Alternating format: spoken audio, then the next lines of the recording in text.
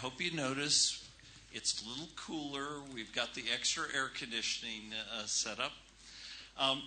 It's now my pleasure to bring on Rana Foroohar, who is going to moderate the next session on creating jobs and fixing the economy. Rana, thank you very much. Thank you.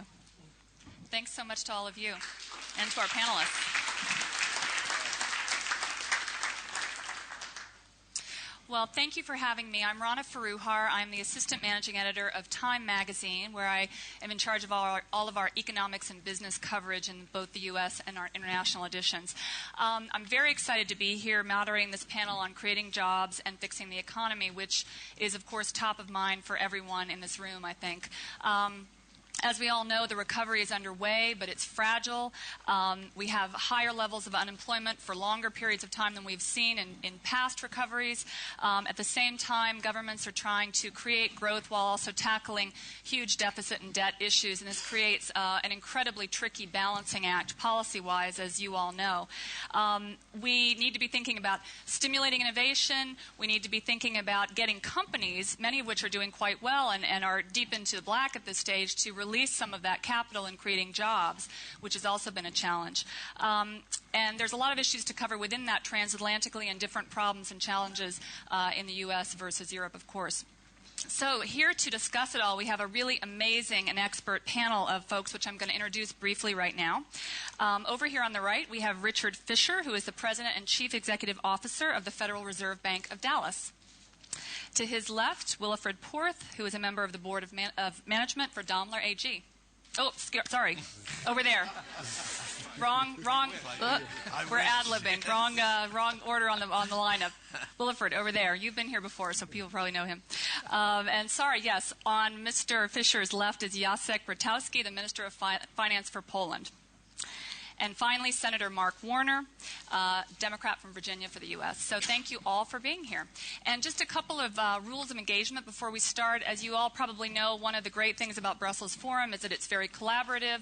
We're not going to have a lot of formal presentations. We're going to keep things snappy and very engaged. So I'm going to start by asking the panelists a few questions, and then I'm going to be coming around and asking all of you all to get involved, and we're going to keep about an hour open for that. And please feel free to raise your hand and jump in. We've got mics around so you can take part.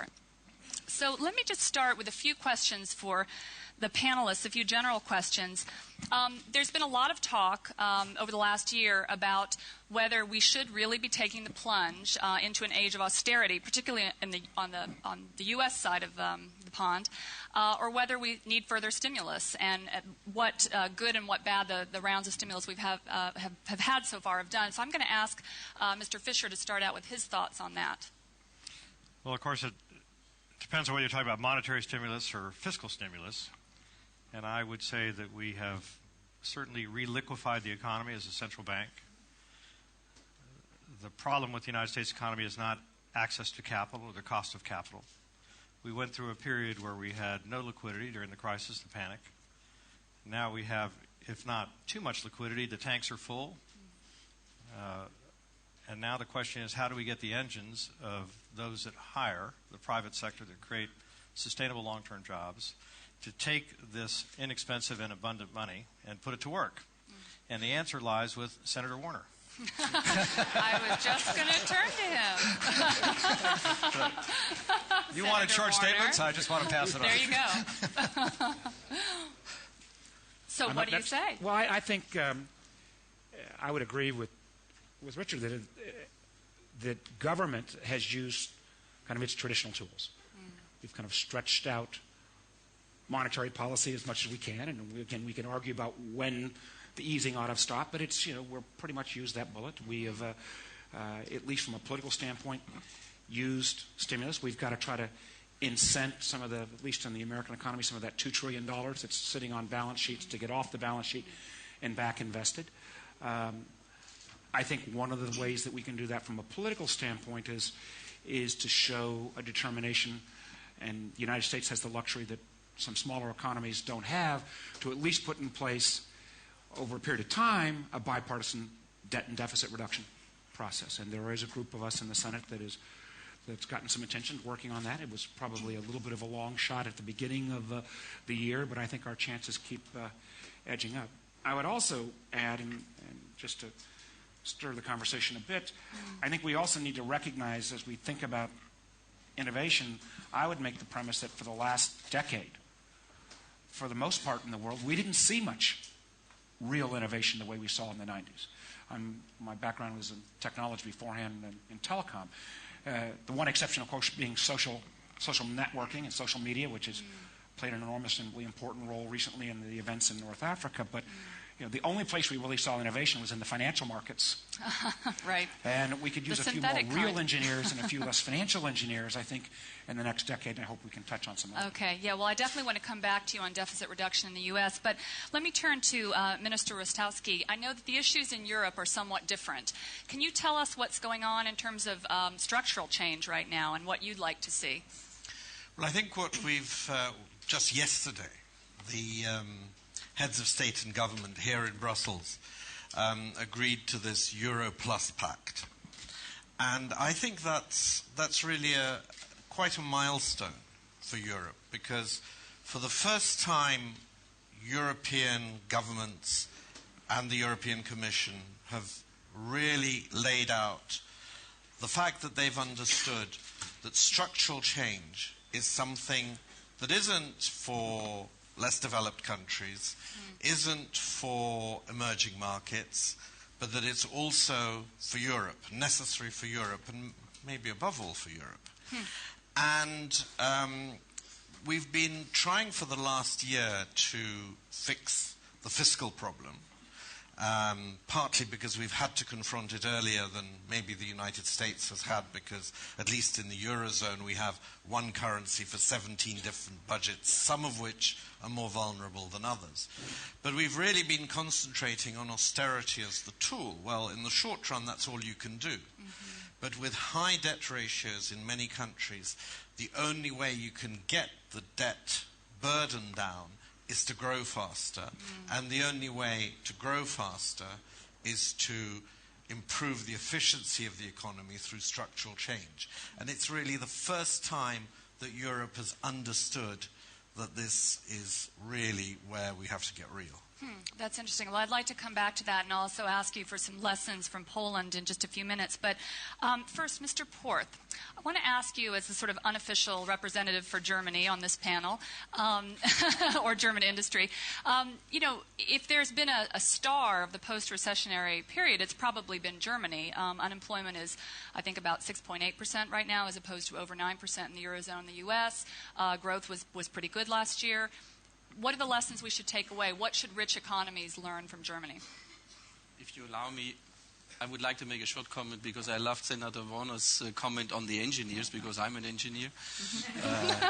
And actually, the engineers thought less innovation in the finance industry in the past years would have helped us a lot. But, okay. You know, what happened in Germany is that I think from the very beginning of this crisis there was a clear commitment between government, the unions, and the companies that we want to support employment and not finance unemployment. And this is why all measures which we took have been created to support companies that they can stay with the people they have on board. Because we always had this optimism that when the crisis is over, we want to be fast in recovery. So this gave us, in a very short process and in a very well organized process, on the company side, we had less cost on the HR side because we have been supported by the governments, and this saved us on the investing side. So we had not to stop one single project. We always remained with all our investments into the future. And those two together, when the crisis was over, we could very fast restart our productions to the best extent. And also this safety which was created for the people because they stayed in the jobs created something which we did not have before the crisis. We had a very good economy in Germany because we did not export too much, but people bought in Germany. So we had a real revival of the German economy also through spending of the people because they felt safe in their employments. And I think those three things together, they really gave us this good. Well, it's interesting. You're bringing up a lot of points that put me in mind not only of Germany, but of China. And some people would say that Germany is sort of the China of Europe. And I'd like to talk a little bit more about that because you speak about consumption. And a lot of people would say that, well, Germany's done a great job with exports, but has it actually done enough to draw out consumption? And, is it creating the same kind of imbalances within Europe that we've seen China create in Asia and the world? What would you say to that? And other panelists, please feel free to jump in as well. Well, I think, before I say they haven't done enough on consumption, let me also, first of all, do the positive, though. What Germany has done, I think perhaps better than any industrial country in the world, has recognized that over the last 20 years, the disappearance from Western economies of low-skill jobs, they weren't coming back. And it took longer for us to realize that, and Germany has made the investment in apprenticeship programs and training, and frankly saw that a piece of manufacturing, advanced manufacturing, could be a key to that. Now, I do think the ability for Germany to do that has been in many ways financed by the American consumers that got way too deep in debt, and the idea that at the end of the day the American consumer is going to go back to carrying 70% of the world's economy just isn't going to happen. So we are going to have, I think, our friends in Europe spend more. We're going to have to look at our competitors in China and urge them more onto the consumption side. And one of the challenges, one of the real opportunities for linkage is the United States and Europe are going to have lots and lots of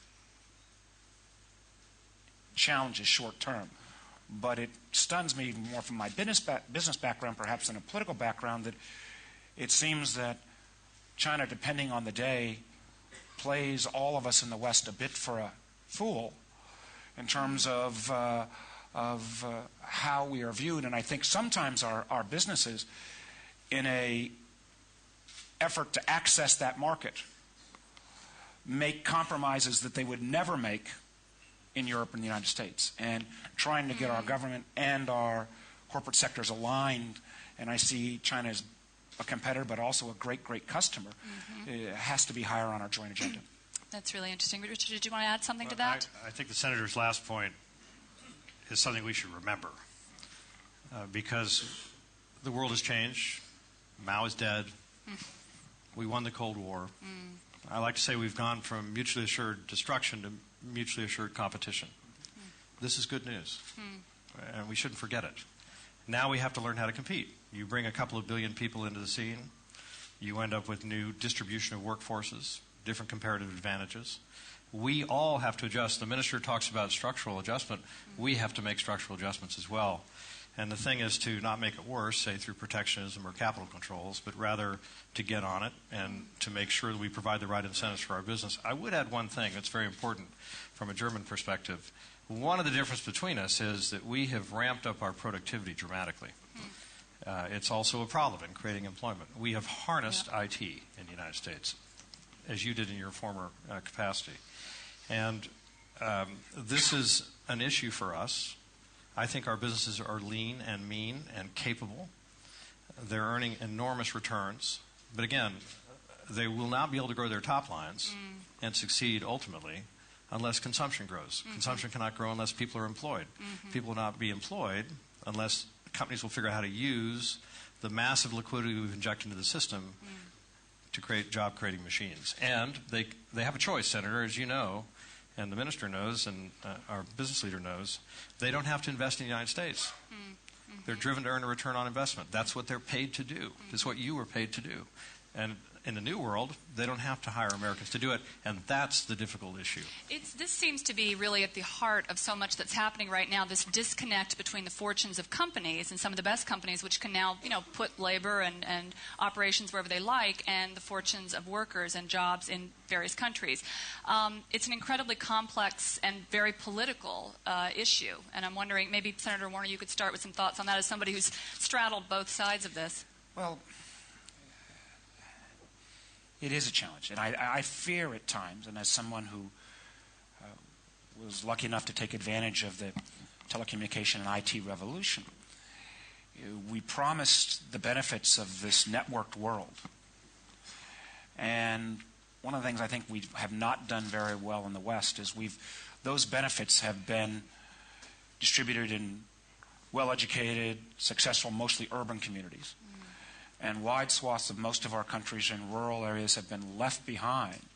And we've shown that you could build it in Bangalore and build it in Shanghai. We've not done so well to show that you can build it in the Midlands in the UK or in rural Southwest Virginia. And so how we make sure that those communities are linked in is important, number one. Number two, one of the things that, and I say this with respect, and I will match my capitalist credentials with anyone in the room, but I do get frustrated at times when I hear our friends in the business community say, if you don't give us X, we're going to pick up and move to the lowest tax rate country possible. But what I don't often hear is that moving that country is so attractive they're going to move their families and senior management as well. So I don't know how you reestablish that sense of some level of responsibility back to your community when you're a global enterprise. And it sure is not, and I agree with President Fisher, it shouldn't come about with protectionism. We've got to export, particularly from the American standpoint, and we've had the luxury for the last 50 years of not having to export because our domestic market was big enough. But we've got to find some way Minister, for corporate responsibility. I think we really do need to distinguish between the situation in the United States and the situation in Europe. We're coming from really rather different starting points. In Europe, we've had a situation in which during the 1990s and 2000s, at the same time as people thought that the good times would roll forever in the financial sector and that there were no limits to bonuses, they also thought that there was no limit to the kind of social legislation that we could afford in Europe. And we've come to the conclusion that excessively freewheeling and bloated, maybe more importantly than freewheeling, and state and government guaranteed financial sectors are dangerous. We can't afford them to the degree we thought we could, but we also can't afford the kind of social legislation that we built up over time. That was also a mistake. I mean, this German success comes on the back of almost 10 years of really far-reaching structural reform that went the other way. Now what we have to do in Europe is the first thing you have to do when you're in a hole, as the Americans like to say, is stop digging. And so what we have to do is to stop piling on. I mean, there's a building down the road which is called the European Parliament. And of course in our Commission. And in both of these institutions, there's a tendency to pick out all the nice things that one can do for workers, for the environment, and so on and so forth, without thinking about the costs for public finances and for private finances, for the private sector.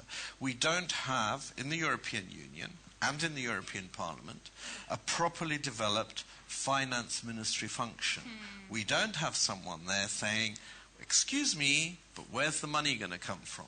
Excuse me, but what kind of burden, additional burden, is that going to put on business?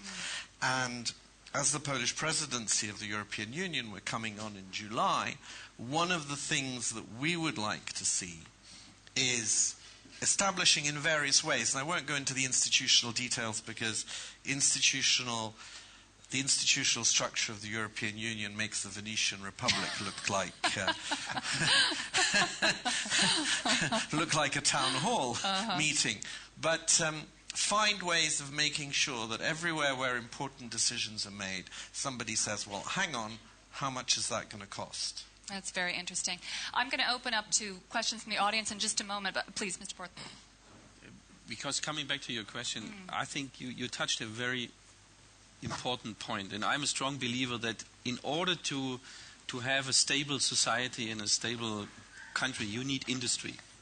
If you don't have industrial workplaces, you will have huge problems. And when you look into Europe and you look at the UK or you look at France, which have very much lower industrialization rates than Germany, for example, then you see they needed much more time to recover.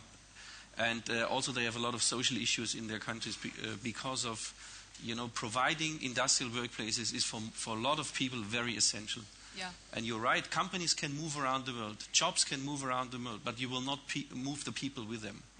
So what I think we need to focus on, and what Mr. Rostowski was mentioning, is we need in Europe a working together between politicians, union, and companies to safeguard the industrial workplaces which we have in Europe. If we are giving more and more of them away into other regions of the world, China, whatsoever, Asia, then we will have a long-term issue with the stability of our societies.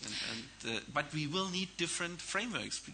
The more rules and regulations we have, the more cost we load on the governments and on the companies, the more costly work will be and the less workplaces we will have, especially on the industrial side. This idea of the balance of the economy and manufacturing versus services and industry and getting it right, it sort of dovetails with something that came up earlier about innovation in the banking sector, which one could argue was perhaps the synthetic kind that blew up as opposed to the real kind that creates jobs.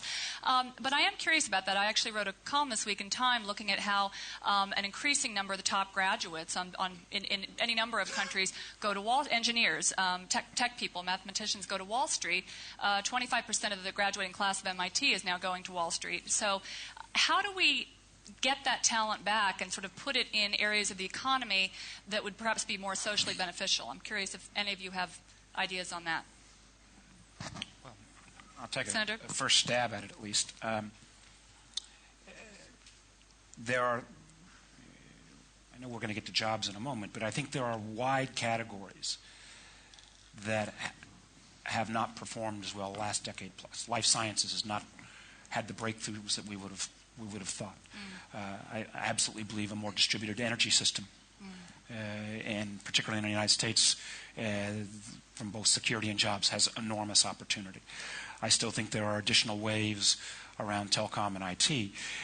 I get worried a little bit that our financial system became, in certain ways, so efficient and there became so opaque that it became too much of an end in itself.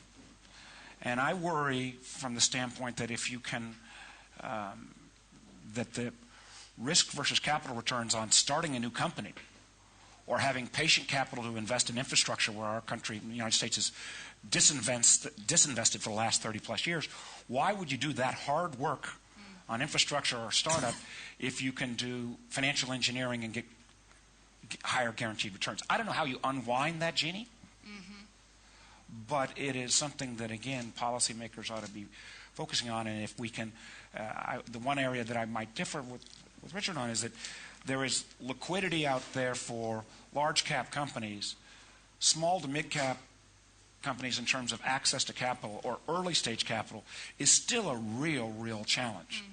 And I'm not sure there's a regulatory solution to that, but we need to be doing everything we can to encourage that early stage and especially that small business capital. That's where big companies come from. They grow from little companies. Please, Minister. Oh, go ahead. Minister, go if ahead. I just might. I mean, just to come back to the earlier point about industry. Obviously, we have to be a little bit careful. The Soviet Union had this industry fixation. And it's always worth remembering that in the 1980s, the Soviet Union had twice as many tractors as the United States, but produced an awful lot less grain. And the reason was that they didn't invest in the service of repairing the tractors. And therefore, it's a very fine line between saying, well, we want to make sure that there is an industry. You don't really know where industry ends and service begins. Is SAP an industry or a service? So really, I think a safer way to think about it is to say, when are the contingent liabilities that result from the financial sector, when have they become so big that they could be a threat to public finance and to the economy as a whole, and rather try to avoid that risk rather than saying, well, we've got to direct people or try to direct talented people or untalented people into industry, because we could end up with having an awful lot of tractors. Richard, you had something to say about that? I think the minister's got a good point. We have to be very careful when we talk about industrial policy. Yeah. This goes back to It's a topic that's becoming Fossler, more talked Leontief, about. and all kinds of theories Yeah. have been disproven over time. My only comment to your comment is it may be true that college graduates or university graduates of fine universities are going into financial engineering, but I do note that those that drop out of fine institutions go into IT and create companies like Microsoft and Facebook and so on. So, again, trying to direct a workforce is a very difficult thing to do. Yes. But I would agree that we have created, by mathematizing risk, by dispensing with the know your customer rules that come with becoming huge financial institutions, substituting human judgment theoretically with the ability to create risk management models that we've now learned create some very big problems. I'm not sure that flow that you talk about will continue at the pace that you mentioned. Could be changing. Well, I know that you have ideas about what we should be doing in the States and what the Obama administration should be doing to create more job growth, but over here first before we... A comment on the liquidity discussion which we had here. I think when Germany was the role model for the labor market, I would say maybe Brazil was the role model for the financial markets and the liquidity issue. Because yes, we had a lot of liquidity, but most of that liquidity, especially in Europe, was moved between banks. Between central banks and banks, but it did not end up in the hand of the customers, it did not end up in the hand of the companies. So there was no opportunity for those companies to invest, and there was no opportunity for the customers to spend.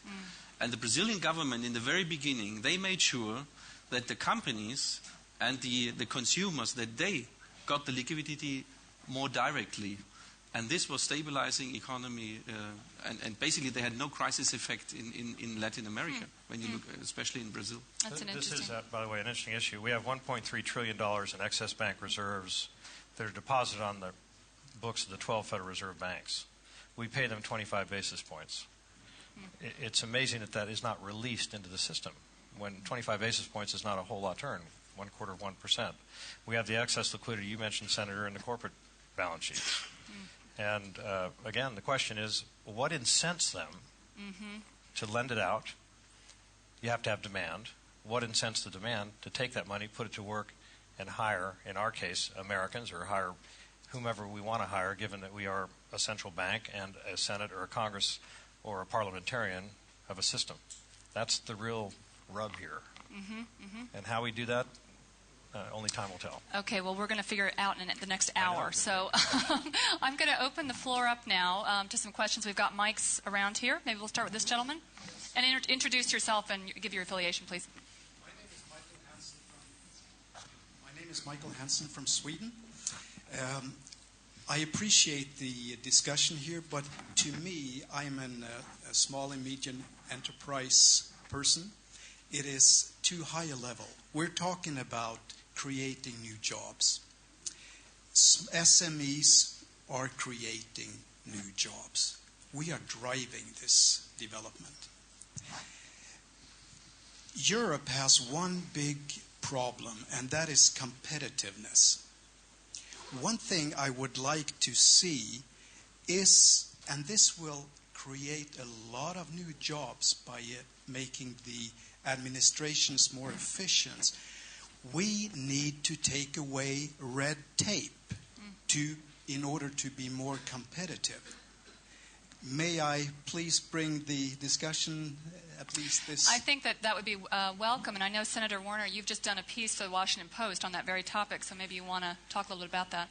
And there are actions in our Congress that I think go too far on regulatory moratoriums, so forth, that I think in the aftermath of the financial crisis or the aftermath of the BP oil spill would not be appropriate. But we have gotten out of whack on regulation.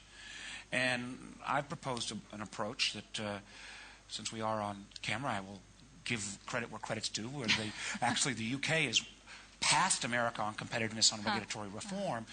And what we're calling it in the States is regulatory pay-go, where if you add a regulation in a certain area, you have to take one away of, in effect, equal size and cost. And what that occurs is it puts an incentive, tries to align the incentive so that the government regulator, which always has an incentive to add but never take away, would at least clean out some of the underbrush. And the UK, they call it one in, one out. It's got some It's been implemented since last September. There are some framing around this, but I think you'll see in the United States a move towards regulatory reform. It's a key part of competitiveness, particularly if we're talking about the burden for small and medium-sized industries. Minister, do you have anything to add from the European side? That's exactly what I meant when I said that we didn't take that kind of problem sufficiently into account here in Brussels, both in the Council, where I sit, and in the Commission and in the Parliament. Of course, we have a slightly different situation in Europe because we're still building a single market in Europe. So there are certain areas where we need new regulations to make sure that they're the same across different countries, to make sure that competition can really flow.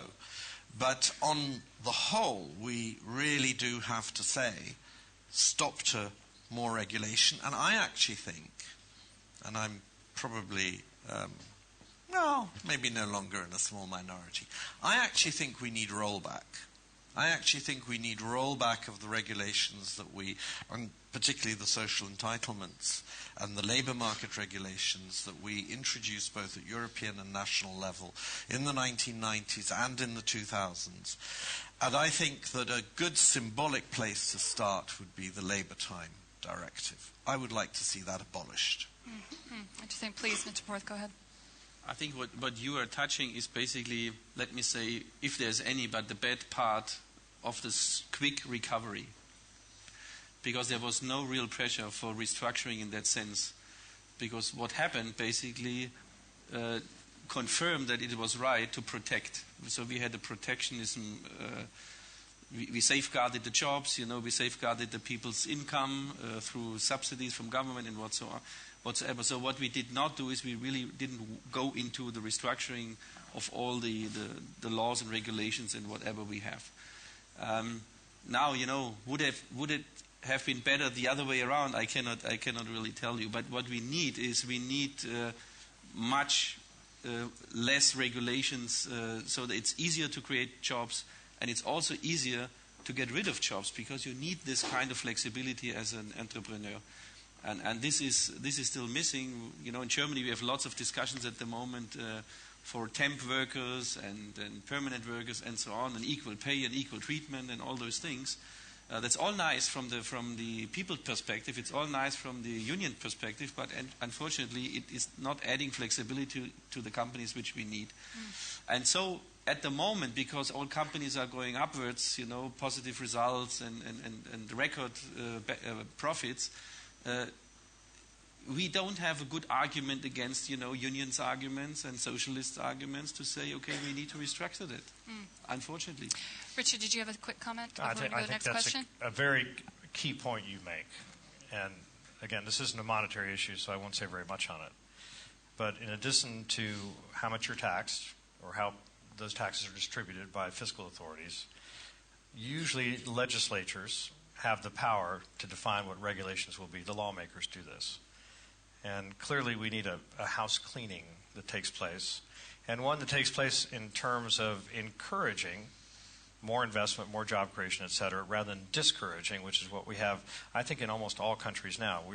We're based on a model that no longer exists. We live in an intensely competitive, globalized, and critically cyberized world where factors can move very quickly. And we're going to have to adjust fiscal policy, regulatory policy, and even monetary policy to take account of what you care about as a business operator. Just one word on regulation. I'm a Texan. We have a ranch in East Texas. You have to have some fence lines. We have 500 cows on our property, and otherwise they're just going to wander off and, disappear into the woods. But they have to be flexible enough to change over time to adjust to the size of your herd. You have to have some definition. But if you fence them in too closely, you kill off their capacity. And I think that's where we are right now. I like those Texan metaphors. I've been turning my back. There'll be good Virginia metaphors coming forward. Exactly. We'll let the senator take those. Over here, please. If you can state your name and affiliation. Dave Walker, United States. There was a new ranking of countries for fiscal responsibility and sustainability that came out 2 days ago. And the United States was 28 out of 34 and going down. My question is, First, when is the Congress going to get serious about structural deficits? And secondly, for job growth, when is the Congress, and this applies to other countries, going to stabilize the tax laws, deregulate, and start focusing on helping small and medium-sized businesses not only create, but to export? Because that's where innovation is, that's where growth is, that's where the jobs are. Okay, there's a lot packed in there. Who wants to take that one? I'm looking, I'm looking at you, but you're pointing the other way. and David's a dear friend, so this is not a set-up question.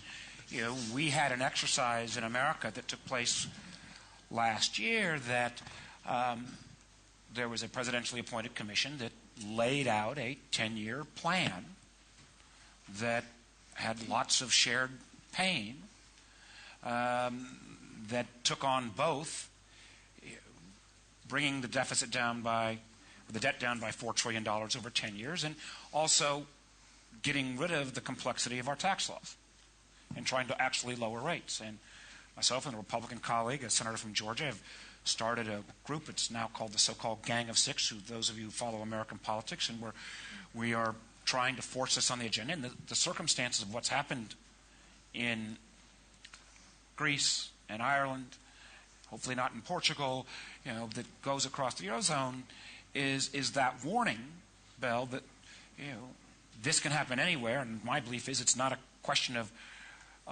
if we will do deficit reduction. It's a question of when. Will we do it on America's terms or on the market's terms? But it will require a level of shared sacrifice from everyone. I mean, I love to hear, again, some of my colleagues in American business say that 35% corporate tax rate is killing us. Yet if there's any Fortune 100 company that's paying 35%, they need to fire their CFO. The only people that's paying are small and mid-sized businesses. Very good point. And to bring that down to OECD levels at 25 in that area, some of our largest, most brand-name companies that are paying an effective tax rate of 10 or 12, they're going to have to go up. And we in the Congress are going to have to get out of our ideologically rigid positions that say, yes, our entitlement programs are going to have to be in some level scaled back. And some of that is not one party or the other. It's demographics and math. I mean, we put in place something in the United States called Social Security back in the mid-30s as one of the first social entitlement programs. The president at that point put it in a kickoff age at 65 because life expectancy was 62. It was a good and easy promise to make. Life expectancy in America is now close to 80. At the same time, there are some who say we can never get there on the revenues side without looking at that. Well, right now, revenues, as a percentage of our GDP, is about 14.5%, the lowest since the Eisenhower administration. So you're going to have to rejigger your tax code to bring rates down, but at the same time, increase revenue. So it's going to take both sides, and I believe that this is a case where Europe is ahead of us in some countries because they've been forced. But I do believe there's a growing sense that this is not something that we can kick the can down the road on anymore. Just on timeline, when do you think we're going to see real meaningful action on deficit reduction in the U.S.? If you can lay it out for us. Our hope is that we would see a framework and action coming up this year. Unfortunately, but we run into our presidential elections next year, and regardless, I hope President Obama is reelected, but regardless who's elected, the next president takes some time. Do we have 2.5, 3 years? Probably we do, but I'm not willing to roll the dice on that. And I think the effect that has as well upon America showing a willingness to have a plan, I actually do think helps the European economy in that it will allow the interest rates to continue to stay as low as they are. That low interest rate framework is what we're going to need to continue the recovery in Europe as well. Minister, can you speak at all to the debt and deficit issues in Europe and what you'd like to see done? Well, I think in Poland we're in a bad position to speak about this in some way because it's really very much easier to reduce deficits and debt to GDP ratios when you've got fast growth. Yeah. We were the only country to grow in 2009. We were the second fastest grower in 2010. We'll be one of the top 2 or 3 in 2011 with 4.1% growth according to the European Commission. And we're going to be the fastest consolidating country in 2011, 2012. 2012, we will we're committed to bringing our deficit down to 3% of GDP from 8%, almost 8% in 2010. And we can do that relatively painlessly by just limiting expenditure growth very sharply. We've introduced an expenditure rule which very sharply limits expenditure growth and allows automatic stabilizers to do the job. But that's easy if you've got the growth. It's much of 4-5%, the sort of growth that catching up countries like Poland It's also have. easier if you start with a lower baseline in terms of entitlements and expectations. So wouldn't that be? Yes, but I'm not sure. Yes, that's certainly true. But we started out with quite a big deficit in 2010. But it is much harder if the growth is 2% as in many European 2 or 3% as in many European countries, and the United States. It's going to take longer, and I think we have to accept that. Okay. I think that this point about growth is really well taken. We actually did a chart recently looking at what 4% growth would do the deficit in the U.S., and it would basically solve a lot of the problems pretty quickly. Next question. Let's go to this side here. Gentleman on my left. My name is Tom Taniguchi from Tokyo, Japan.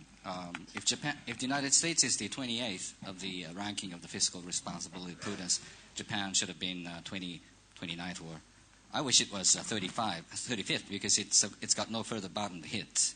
It can go only north. But your metaphor, Mr. Fisher, of tank being full, ignition key missing, sounds all too familiar for someone like me from Tokyo, Japan, because there's been a tremendous disconnect for well over 10 years between the base money creation and the money supply. And you seem to be suggesting that in this age of globalized cyber competitiveness, it's become far harder for you to stimulate demand than a monetary economist has anticipated by using a single country model. And that's my first part question. And the second part is, if that's the case, then is it not going to be necessary for you to leave the dual mandate which the U.S. Federal Reserve is under, which is to say that you have to pursue two objectives, creating jobs and stabilizing money, which is unique among the central banks of the world? Thank you. On your first question, I had the privilege of co-chairing under President Clinton and Prime Minister Hashimoto the joint committee that was put together to deregulate and make Japan more competitive. I'm not sure we succeeded, but it goes back to what the Swedish gentleman was mentioning earlier. It's not just a matter of money supply. It's also a matter of what incents people to take risks, create jobs, and expand. And as you know, a lot of changes have taken place fairly recently in Japan, but it's very difficult to compare our two cultures because we have different backgrounds, different cultures, different competitive structures. I don't think the answer lies solely in monetary policy. That's my point. And again, I just repeat what I've said before. We have reliquefied the economy. The issue is, as you did in Japan, we didn't want to fall into the Japanese deflation trap, as some of our economists would call it. But the question is, how do you take these resources now and put them to work? We have to struggle with that from fiscal policy, regulatory policy. You have your own struggle, and you're still struggling with it. On the issue of the dual mandate, I have a personal preference. This is something that was given to us in the Congress in the 1970s.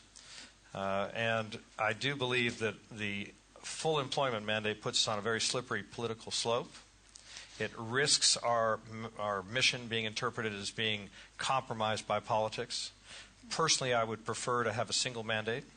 However, again, I want to turn to my colleague from the United States. It's up to the Congress to make that decision. They're the ones that set the rules, and we have to operate accordingly. But I do think that it would be it's very unusual for us. We're the only large central bank in the world and one of the only central banks in the world that has a dual mandate rather than a single mandate.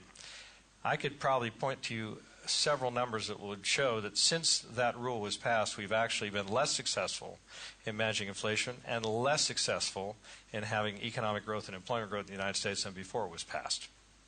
Senator Warner, did you want to add something? I would respectfully disagree. I think it is a balancing act. I actually think net, with all of the economic dislocation over the last 30 years, the Fed has done a pretty darn good job of trying to balance those two.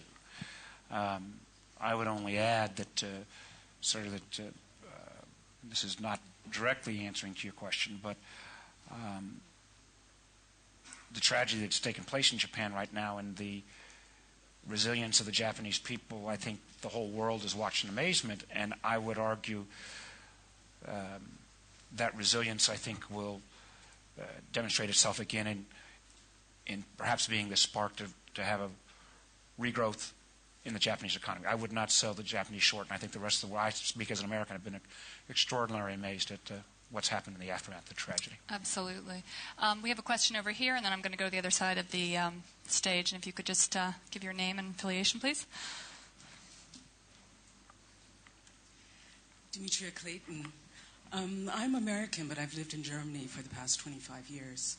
And one of the things that has really impressed me has been a lesson that you mentioned, Mr. Porth, about the ability of the German economy to survive the crisis comparatively well, was this sort of tripartite consensus between government, companies, and labor, and the idea that you invest in employment, which I think is a decision that one takes when you have this structure of decision-making in that context.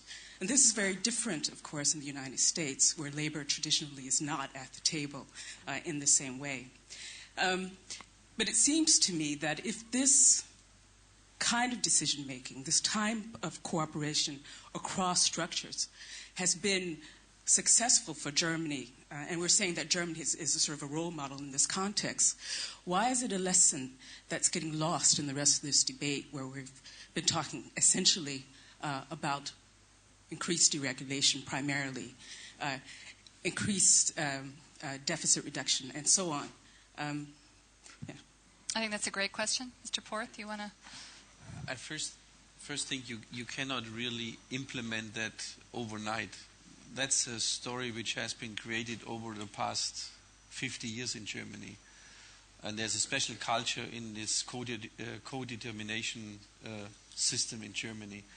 And when you look at how the unions are behaving, the companies are behaving, how have we set our rules and procedures, how we deal with the issues, I think, and I look into other countries where I've also lived and have negotiated with unions and with governments, I would say you can have some elements maybe and put them into other systems, but you need a very holistic approach, and you need lots of time to get to this maturity, so that in such a crisis everybody trusts each other, that when they take such tough decisions, that's really in the interest of all.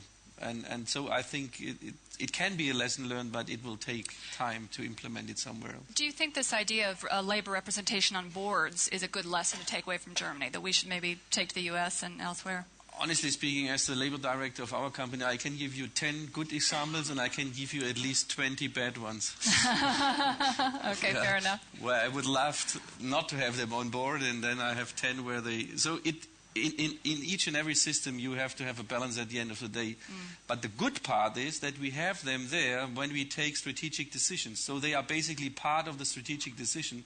So it's not so easy for them to say, no, we have not been part of that.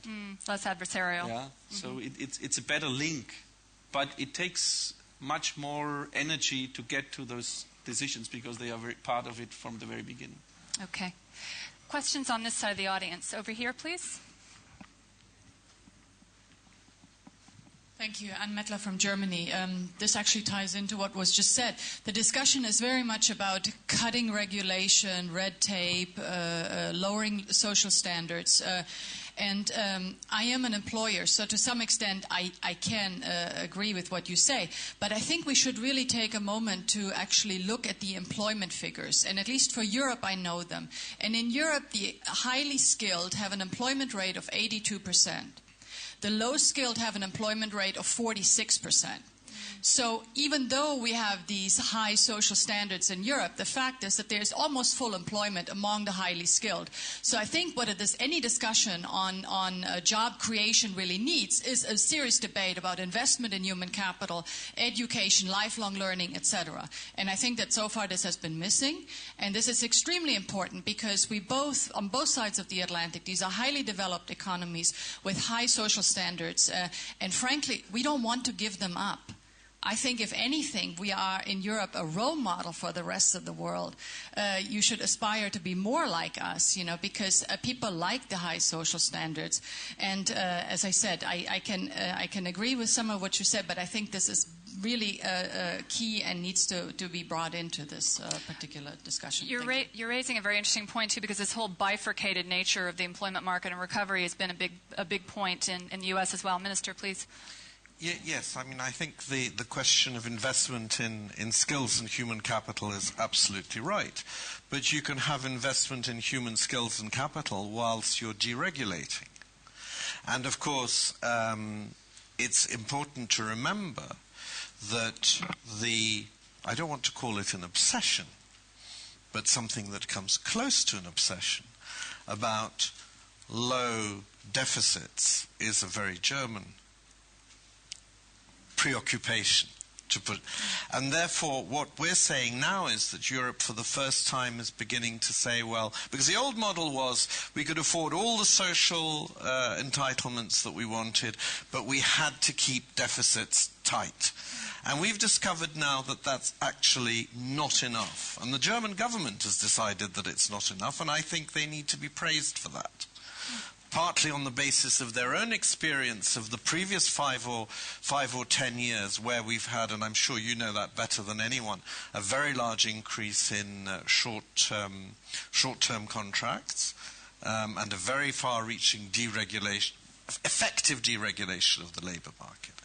But coming back, so that we don't cover the old ground, coming back to the question of human resources, I agree with you entirely, and that's why one of the things we've done over the last 3 years has been a fundamental the first reform we've really introduced in Poland, if I can say a word about Poland, in science and higher education, introducing proper competition, both in scientific grants and into higher education. And that's the first time we've done it. We've still got a higher education sector which, while more competitive than before within the sector, is still largely state-financed, at least in the state universities. And this is a challenge that I think the whole of Europe is going to have to face. I mean, the leaders here, of course, way ahead of everyone, the United States, but also Britain, which has now reached reaching full private financing. And I mean, universities are the key industry of the future. They are the industry that creates the human capital. And you can't have capitalism everywhere else and socialism in the most important industry in your whole economy.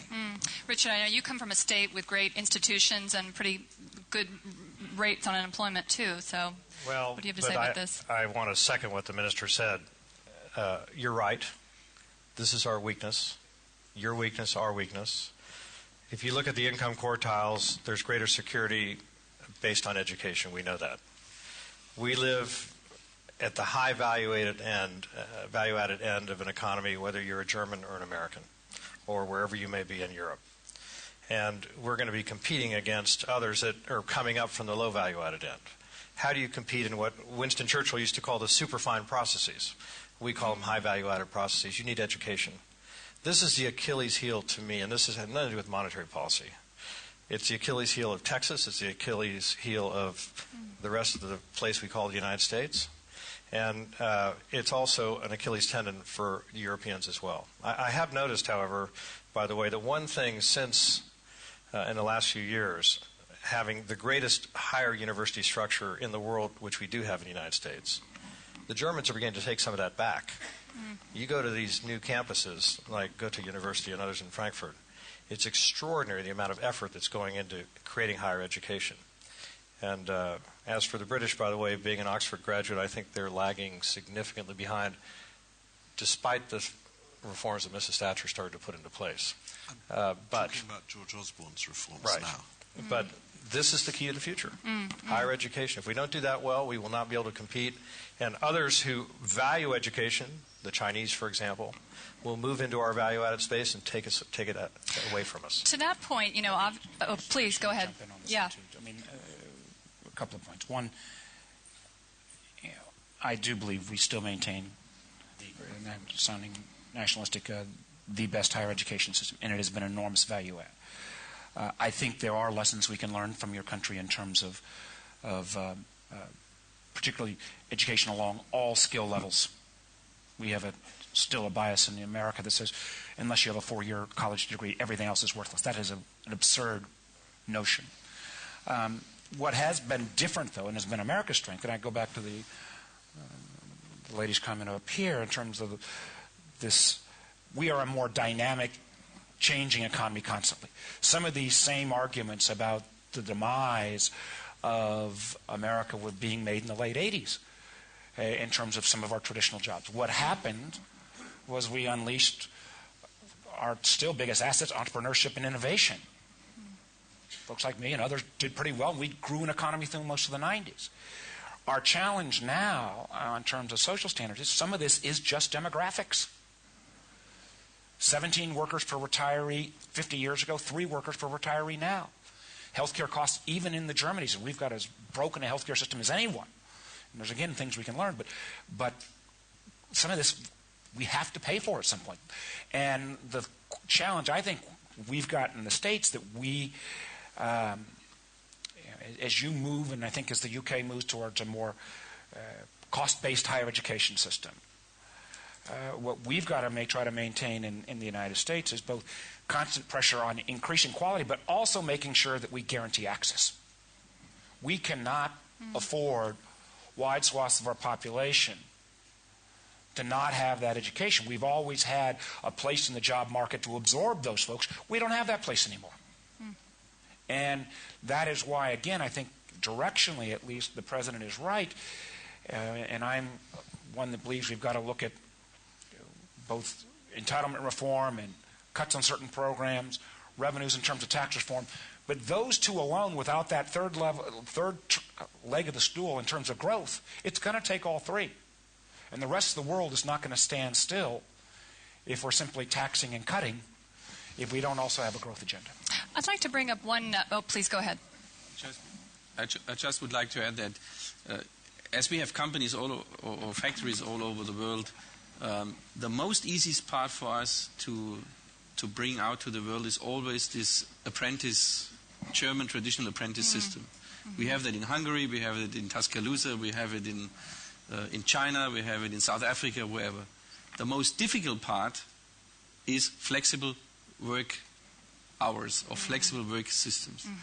There are a lot of cultures out there, they don't appreciate those flexible working hours. So the Americans, they rather like hire and fire. They don't like the short work. We tried it in the crisis. They didn't like it. So I think what she mentioned is this qualification and training part in the German system is really liked by everyone around the world. And wherever we go, the first thing they want to have is just implement an apprenticeship, or what we also have, the state university system in the southern part of Germany.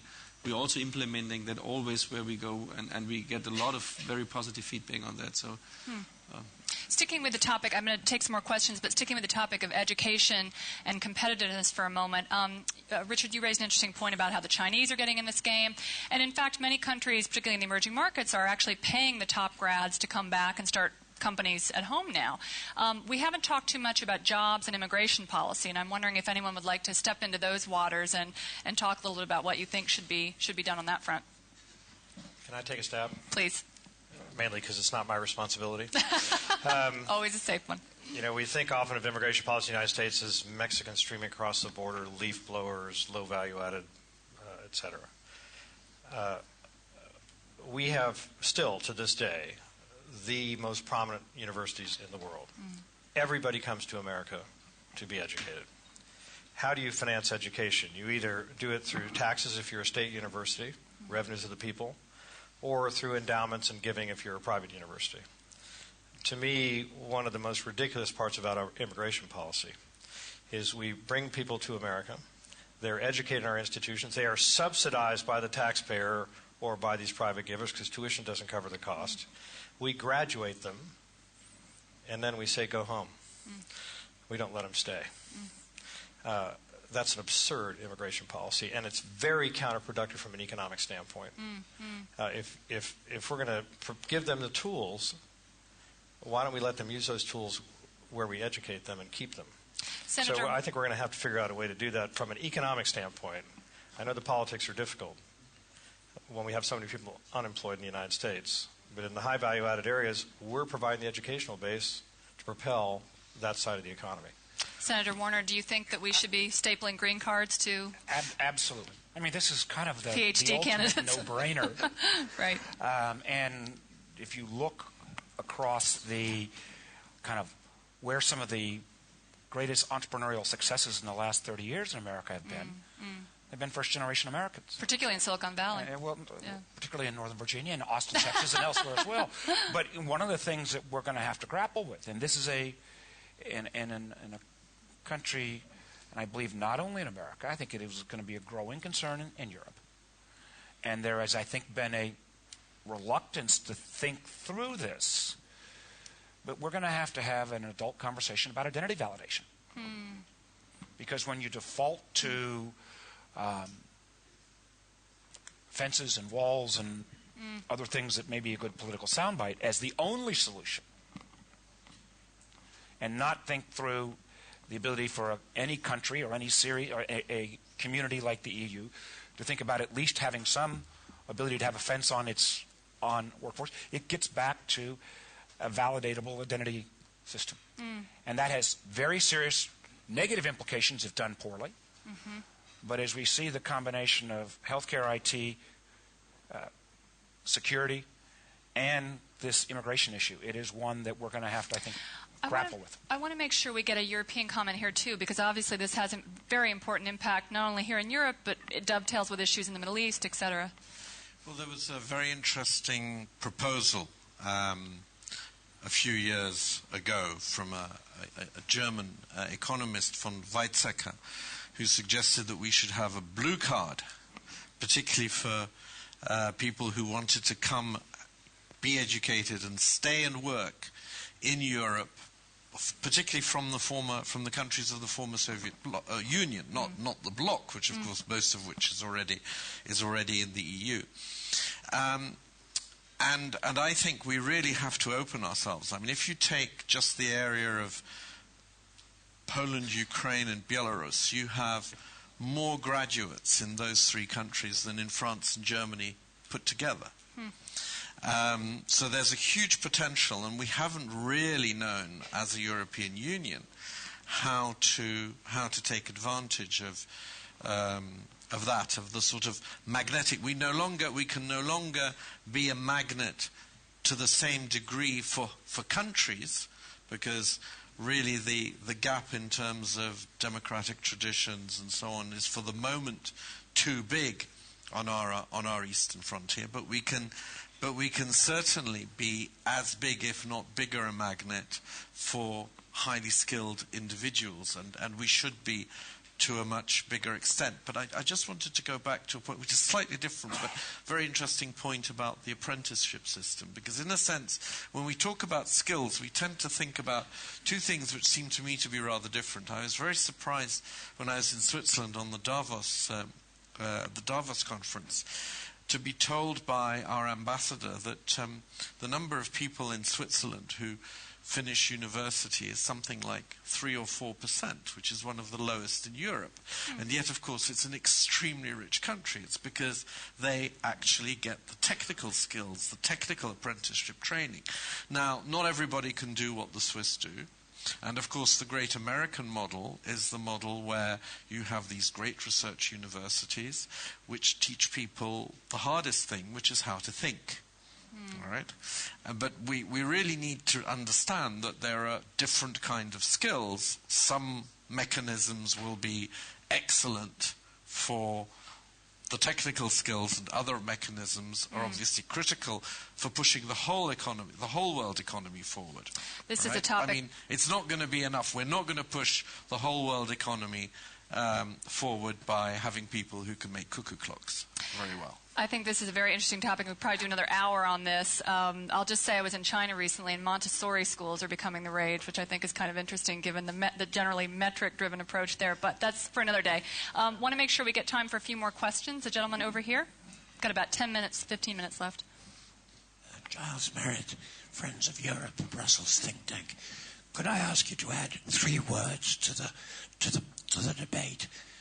Fixing the economy, creating jobs, and saving the planet, because it seems to me that the low-carbon economy hasn't had a look in. Anybody want to tackle that one? That was an excellent statement disguised as a question.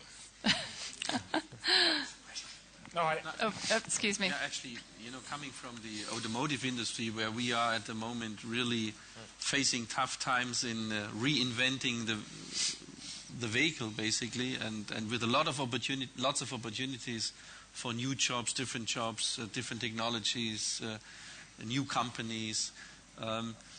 What we would need is, we have different support in different areas or regions in the world.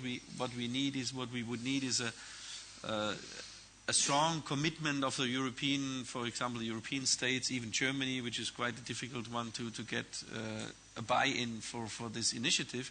If we want the society wants a change there, we need to get more support in making it happen. But I think there are lots of opportunities in this field for new jobs and innovations, because you have been asking for innovations in the beginning of the discussion here.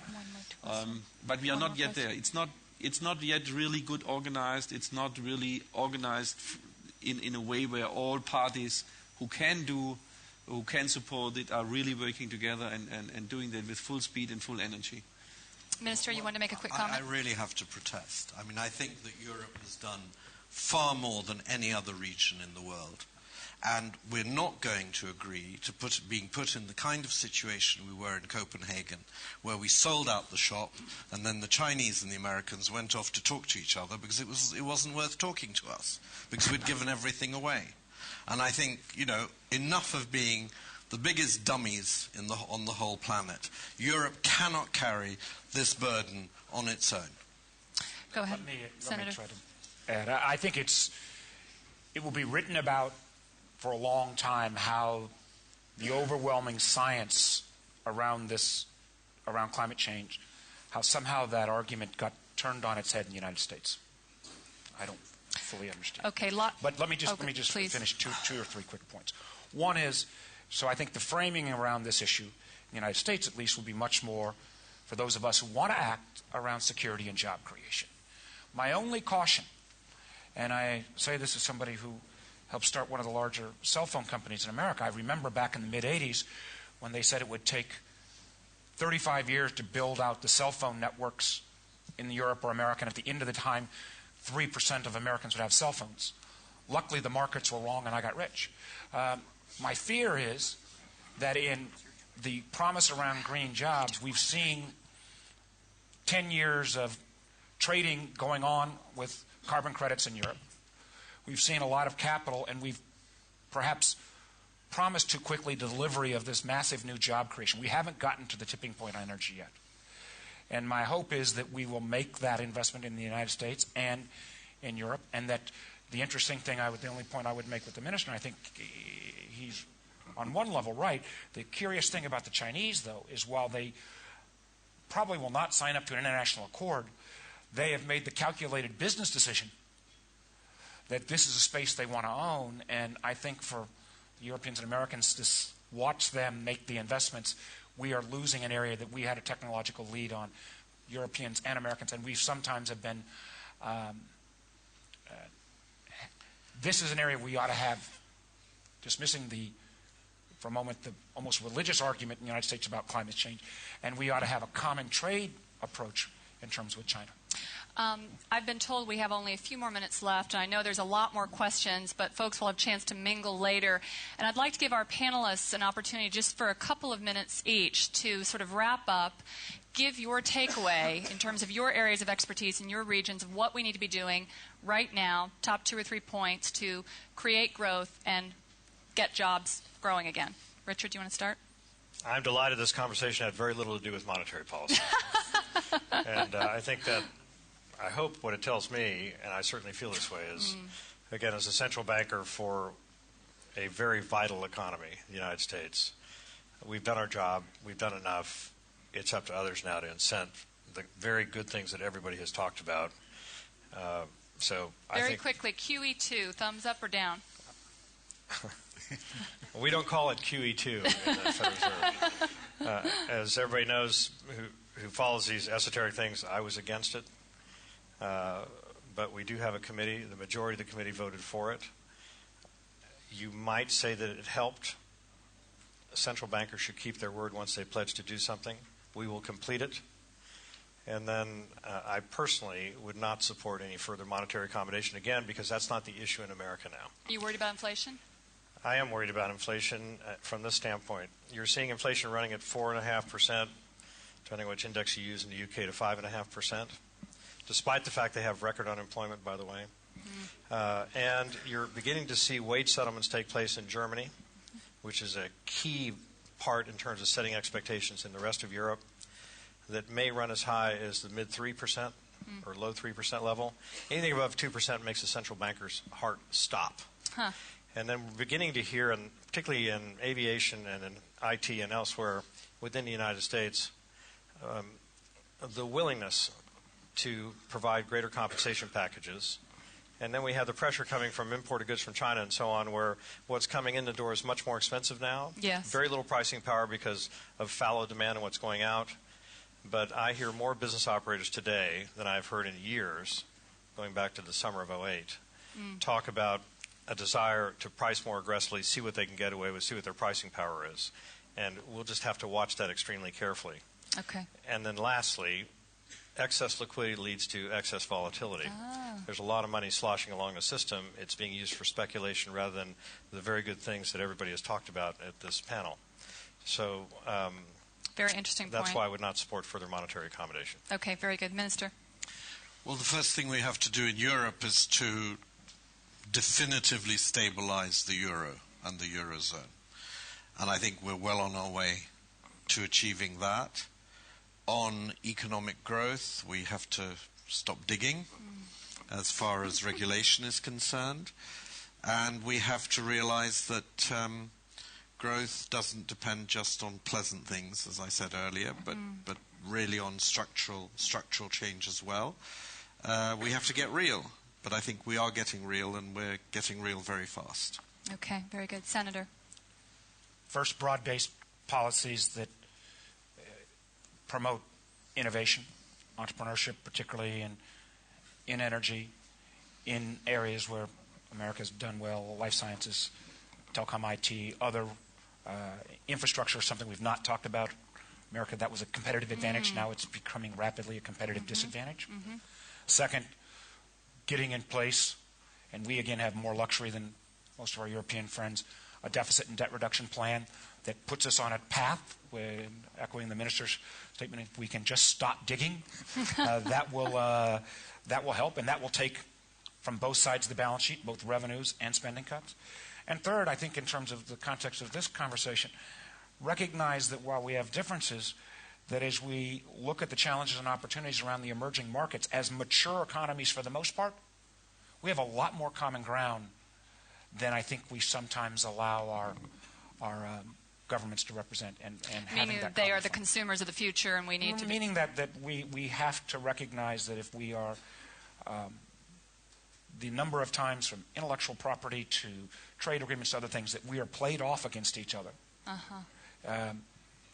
is stunning to me. So it's not about the West and the rest. It's a little more nuanced and it's than not that. It's about how we think in areas of agreement that we can look at those billion people in India and billion people in China and vast numbers elsewhere as not as competitors simply to take our jobs, but as customers. Okay, great point. Mr. Porth. Yeah, my takeaway is I heard from 3 people who really can influence it, the nice word of deregulation. And I heard it. I would like to see it in the future, because what I hear from Brussels is just the opposite. So I would encourage you to go this route. We need deregulation in order to be faster, more sustainable, and have better framework for companies to operate, because at the end of the day, companies are creating jobs. And one final question for you. Do you think it's time to start doing more for new business as opposed to just big business? What would you say to people that throw that question out? I definitely think that small businesses, like we heard from the Swedish colleague here, or new technologies and new innovations, we need to support that, because this is the engine, so to say, for the future development. So yes. We need to invest there, definitely. Okay, great. Well, thank you to all of our panelists. Thank you for the great questions and all of your attention. Clearly a complex and rich topic. We probably could have done 4 more sessions on this. But appreciate your attention, and I hope you enjoy the rest of the panel here today.